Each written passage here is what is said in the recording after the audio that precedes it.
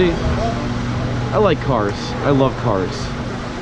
And one of the cool things about going to Eurofurence in Germany, going to a different country in general, is to check out the cars. I mean, yeah, it's like, oh yeah, we're at a furry convention and everything, but you know what? The cars are really cool. Because there's so many things that the United States just doesn't get. Like, whatever this is. It's an Opel Astra. It kind of looks like a Saturn.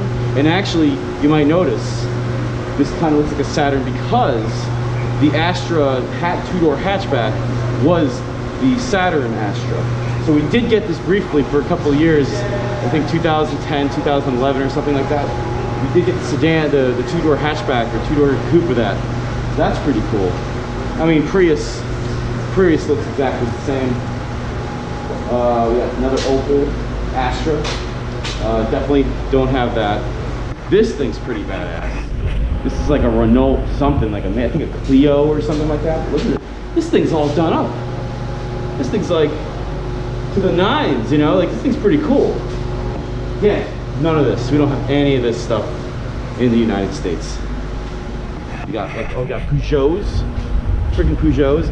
These are interesting because it's like people still acknowledge that Peugeots aren't good, and they're still around, but like in the US, these things are gone and crushed. We stopped selling these things in the mid 80s or maybe the early 90s, and there's none of these on the road, but not this particular one. But over here, Peugeot is still like a live, viable brand. It's interesting. Okay, here's something else.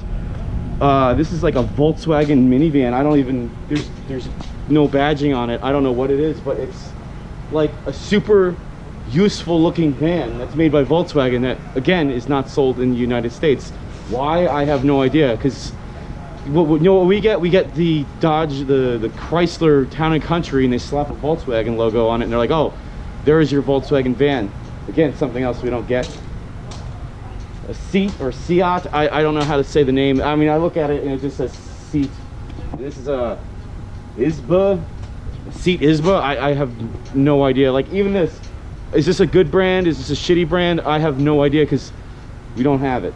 Oh, of course, Mini Coopers. One of my favorite, you know, I am a Mini owner, so I appreciate it. And it's so interesting to see, because it's like, you see all these weird cars and all of a sudden there's something recognizable and it looks exactly the same at home, and here it is, and it fits right in. I absolutely love that. That's what I love about European cars. I love driving European cars. So when I get here, that's why I get really excited here to check out like everything that's rolling around, because, you know, some of it we don't have. Like this, like I don't think we do have this. It looks like something we might have. It's like an Audi like Wagon or something like that, or an estate car, I think they call it. I don't know, but like, it's something that looks like the United States would have, but we don't have that either. Okay, so all right, we got another Prius. Same thing. Let me see what else we got here. All right, what is this? I don't know what this is. This is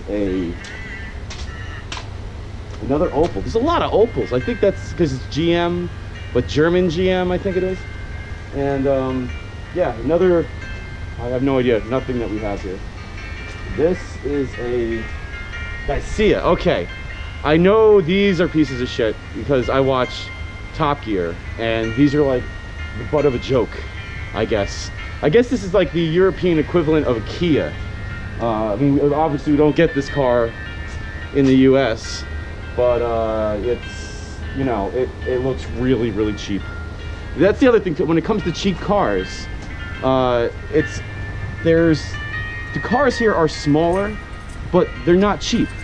Like, there are cheap small cars, but there are small cars here that are actually well built, and it's really interesting, because it's like, you know, I don't know, it's strange when the problem is with the United States is when we see small, we associate small cars as being cheap. So it's a different thing here, but it's not about, you know, how big the car is. So yeah, there's a lot of small cars rolling around, but they're not cheap cars, they're just cars. And that's what I wish the United States would get a better understanding of, is just because you drive a small car doesn't mean it's like a cheap or piece of junk car. It's just it's more useful. It's more economical. But that's like a big no-no in the U.S. You know, in the U.S. you want to get the biggest, most gas-sucking car you can get. You know, so yeah. So like even this, look at this. This is a Toyota